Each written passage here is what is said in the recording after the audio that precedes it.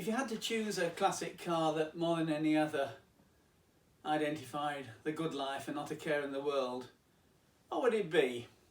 Cheers. Here's a tip.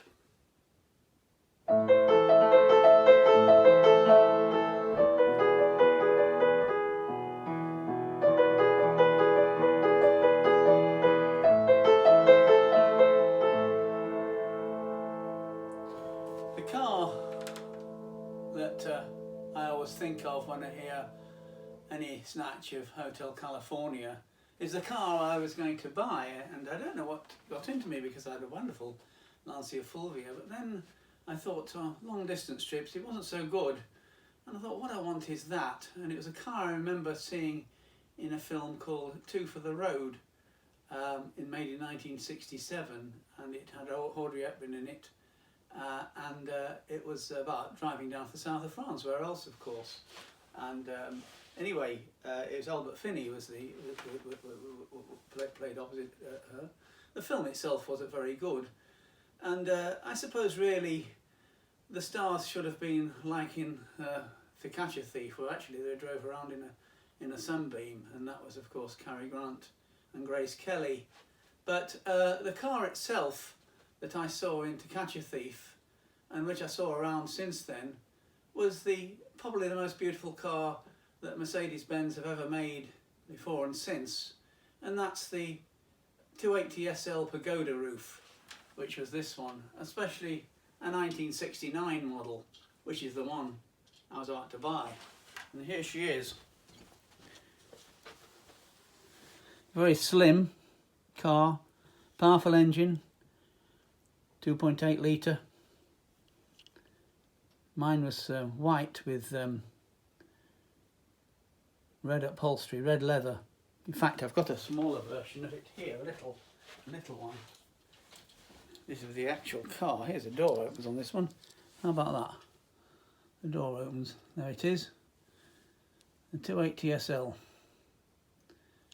So slim, so cool, and as the vendor said to me when I rang him up, and a voice came down the phone from Croydon, "By the way, Mr. Grills," he said, "have you, are you married?" I said, "Married? Yeah." "Ah, because if you buy this car, you won't be able to fight the ladies off."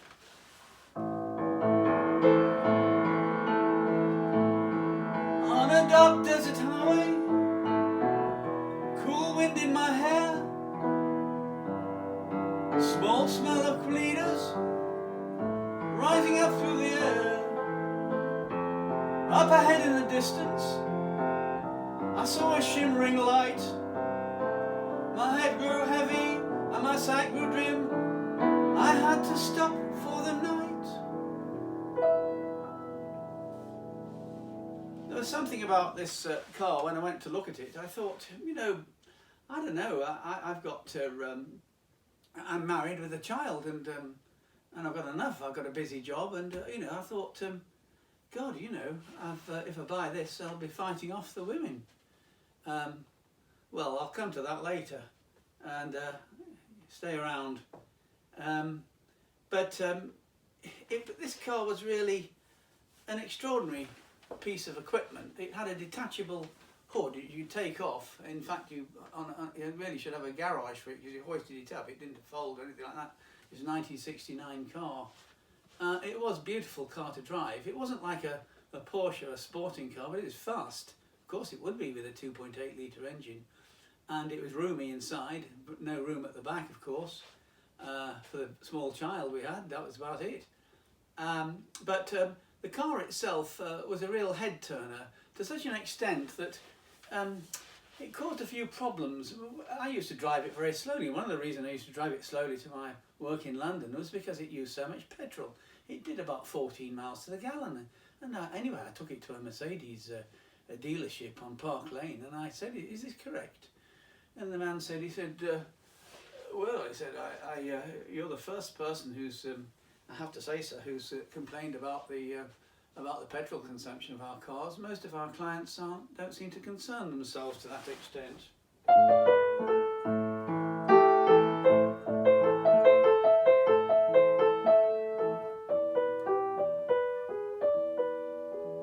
Well, I concerned myself to that extent because I didn't have all that money to pour into the petrol, so it meant that, as I say, I had to drive around slowly and pot around, and of course, especially in the spring and the summer, or when you had the head down, it caused a lot of problems. You get van drivers particularly who shout at you, say, "Hey, hurry up, mate, well, some of us have a job to do, you know," because it signalled a person who was either rich or retired or both, who had all the time and money in the world on their hands.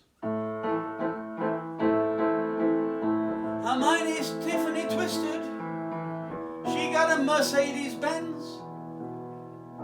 She got a lot of pretty boys that she calls friends. And they dance in the courtyard.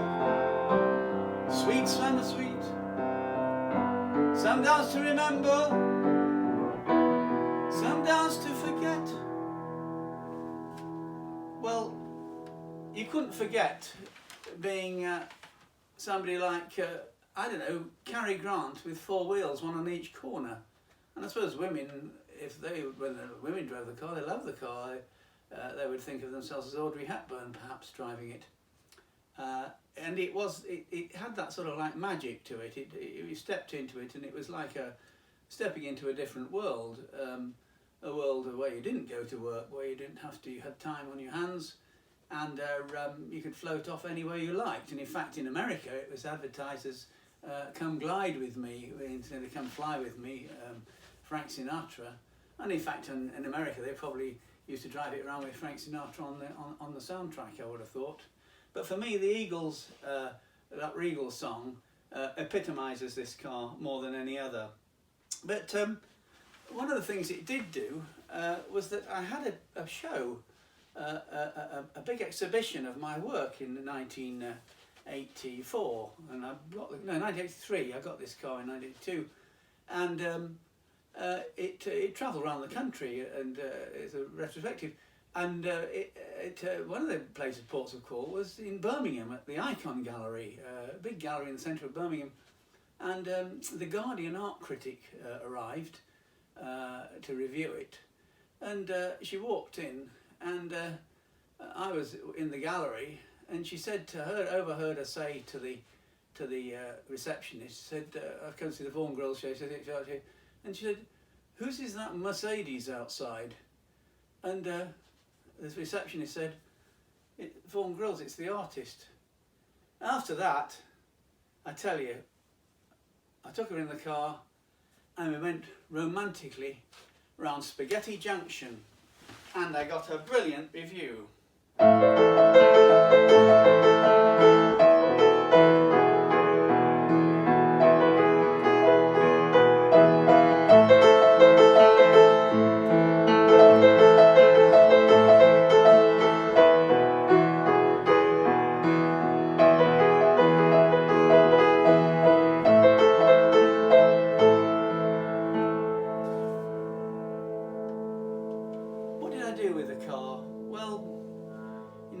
I got a job in America, and this is the Vaughan Grill's own goal, this one.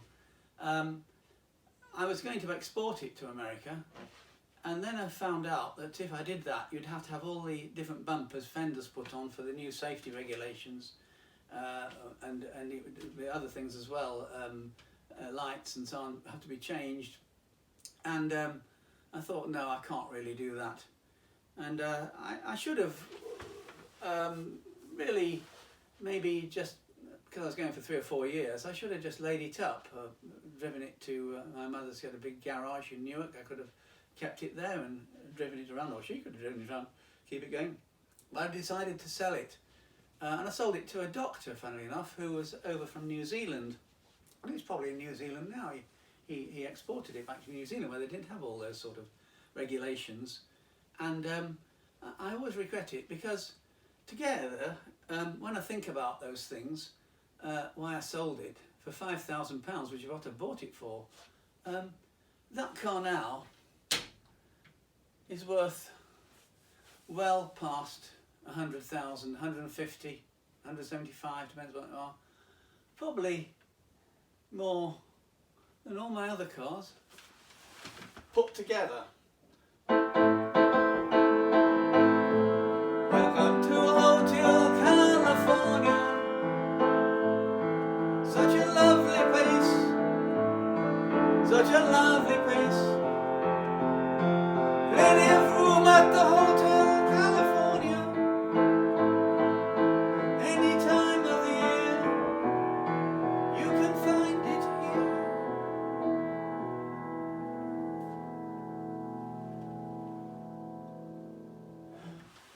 Would I like to drive around in that now, if I kept it? Maybe not. For some reason it seems to, it signifies it belongs to a different age. You know, you pay with the idea of thinking, oh, I could have that back and drive around it, fabulous. But you know, what signals would it be sending? It'd be saying, you know, bugger you, I'm all right, Jack. And I'm the last person who wants to say that, aren't I?